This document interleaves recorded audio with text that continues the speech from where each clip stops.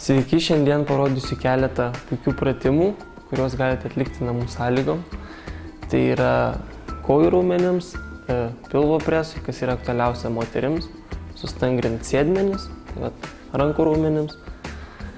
Pirmiausia, prieš atliekant šios pratimus būtų gerai padaryti lengvą apšilimą, tai yra važiavimas dviračiu, sakykime, kieme, arba greitas ėjimas, arba lengvas toks bėgimas.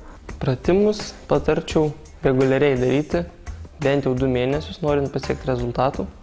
Ir geriausia būtų mankštintis, sportuoti yra ryte.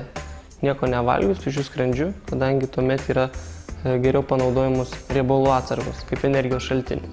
Pradžiai rekomenduočiau bent jau stengtis atlikti po 15 pakartojimų. Geriausia būtų, pavyzdžiui, moterims atlikti po 20 pakartojimų. Taip stangrėja kūno raumenys. Vyrai gali atlikti pilvo presui ir daugiau pakartojimų, tie, kurie nori padeginti pilvo susikaupusį riebalinį sluoksnį pilvo srity. O atliekant pratimus, aišku, vyrams reikėtų naudoti didesnį svorį. Parodysiu pirmąjį pratimą kojų raumenims bei sėdmenims, kuris yra skirtas daugiau moterims.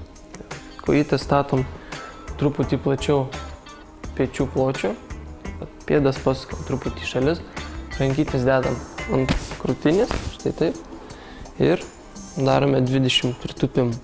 Tūpdami įkvepiame ir stodami iškvepiame. Pratimą kartojam 20 kartų.